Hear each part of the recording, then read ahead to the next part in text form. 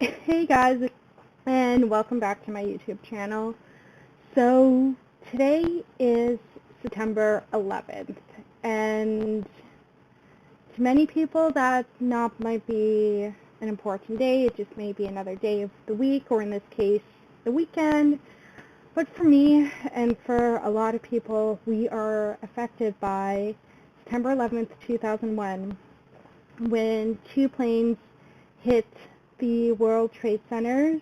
A plane hit the Pentagon, and a plane also landed in a field in Pennsylvania. Now, I'm thankful I did not lose any family members or anybody I know on that day, but I was only 13 years old 20 years ago, and I still remember that day like it was yesterday. I was in grade 7, and I had gone home for lunch that day. I lived probably about 5 minutes away from my elementary school, so I couldn't go home for lunch quite often.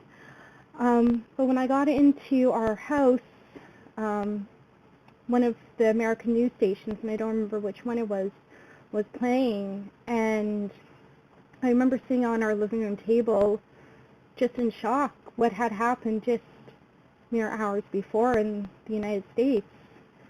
And I was just shocked. I was just, really words couldn't describe it. I just wanted to sit there, continue sitting there actually on my living room table, and just watch the news. I'm 13 years old. I'm really not understanding what happened, but I wanted to watch this. I wanted to continue to see what was going on. Unfortunately, I couldn't. I had to go back to school, but I came home that night and I watched the news with my parents. Not many 13-year-olds would watch the news, but I watched the news just to find out what was going on more. And when I learned what had happened, my heart just broke. Like, I'm not that far away from the United States borders. I may be like 45 minutes away from the U.S. borders. So having that happen so close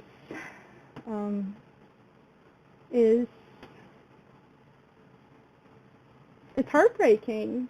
It's heartbreaking what families went through that day and what first responders went through that day. At the time, my dad was working for the Canadian Red Cross, and they had asked him, I think maybe it was in either October or November, if he would go down to New York City and work in the heart of where the World Trade Centers had collapsed, right in the heart of Ground Zero. And of course he said yes, and as a daughter, I gotta say I'm very proud of my dad when he did go on disasters. There was another disaster he went on when I was much younger, and I was proud of him then. And I still am. He's my hero. Even today, he's still my hero for what he did. I get emotional talking about 9/11, if you guys can't already tell. And I am doing this all in one shot, so, because if I have to do this in multiple shots, I'm going to be a wreck. So you guys are just going to have to put up with my emotional state. So my dad was in New York City for 3 weeks in December of 2001, 3 weeks just before Christmas. I remember one day coming home from school, I had checked our mailbox, and there was a letter from, it was either the Canadian government, so the government of Canada, or the government of Ontario, which is the province that I live in Canada. And it was addressed to my dad. And, of course, not knowing what it was, I didn't open it. I was curious, but it was my dad's mail, so I respected his privacy and didn't open it. That night he called us from New York City, like he normally does. He did keep in contact with us when he was in New York and when he did the disaster before that. And I said, Dad, you've got a letter here from the government. And he's like, oh? And I'm like, did you want me to open it for you or wait till you get home? He's like, open it for me. So I sat there and I opened it, and it was basically a thank you letter from our government saying thank you to him for going down to New York City. So my dad was able to be home before Christmas, which was really nice. So he was able to spend Christmas with us. I think those 3 weeks were the hardest on not only my dad, but also our family in general. I remember that New Year's Eve, so December 31st, 2001. A lot of people celebrate New Year's Eve. They're getting ready to celebrate the brand new year. I remember we were all sitting around in our living room, and we had, I think it might have been CNN on, and my dad would just point to different things that he witnessed on the TV, saying, I saw that, and then he would mute it and tell us stories of what he saw. And the stories that he told, he only told the stories the one time because it was just too heartbreaking for him. But the stories that he told us, and I'm 13 years old at the time, they're breaking my heart. So whenever the anniversary of 9/11 comes around, I'm beside my dad. I'm crying. I feel for the families who lost loved ones that day. I feel for the people who lost colleagues that day. I feel for the first responders who went through something like that.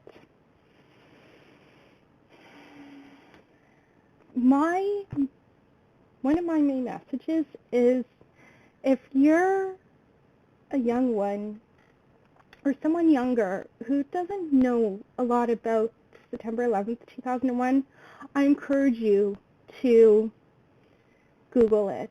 I encourage you to look it up. I encourage you to research about it. It's not going to be the most pleasant thing that you will read about or see pictures about, but the stories, and even to this day, 20 years later, I am still reading about 9/11. I am still watching YouTube videos about it. I know there was a link on YouTube that I had watched, I think it was Thursday night or Friday night I watched it. No, it was definitely Thursday night because I really didn't watch much last night. There was this firefighter in New York City, and he went to the World Trade Centers. He had called his dad previously before that, and he was pretty much able to say goodbye to his dad, that he perished when the Twin Towers had fallen. And there is a tradition, I don't know if it's just in the United States or around the world or in Canada, but definitely in the United States, that they were a band of brothers, and this father was able to carry his son's body from where they found his body to a waiting ambulance. And I got heartbroken just watching that. Yeah. So one of my main messages is, I'm not recording this or posting this video as a sob story, even though it is a very sad story. I'm posting it to share my own 9/11 experience, I am encouraging people to find out about 9/11 and try and find out what it means to you. And just for a younger generation to know about it. Because this father, who I was just talking about, who carried his son out, he now travels in the United States telling younger generation, high school students, what do they know about 9/11, and a lot of younger generation doesn't know about it. I guess it's because they don't want to learn about it or what, but I encourage you, if you don't know about 9/11, I encourage you to learn what you can. As I said, yes, what you will read, what you will watch, the images you are going to see are heartbreaking, but just learn somebody's story. If it's just my story that you hear, that's great. If it's somebody else's story that you also learn, that's great. But I encourage you to learn about it. It is a piece of history that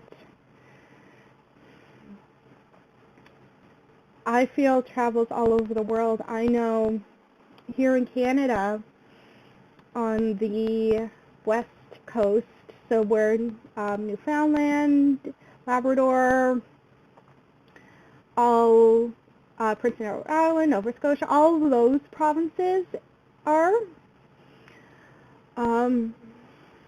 The whole airspace was basically shut down after these 4 planes had hit.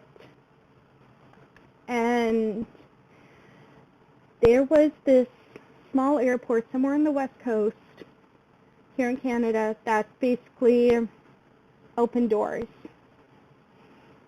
to stranded travelers. And that's one thing I love about being a Canadian, is we open our hearts and we open our doors to different people and all that. And I've got another video, just as I'm doing this video, I've got another video planned that I want to do eventually one day, but of course it's not going to be today. It's taken me pretty much all day to just do this video, so yeah, I will share another video of just how warming Canadians are. So yeah, on that note, I am going to end this video, and I wish everybody who watches this video an amazing day, no matter what you're going through. I know, even though today has been a hard day for me, I'm still going to make the best of it. You guys have a great day, and I'll talk to you soon. Take care.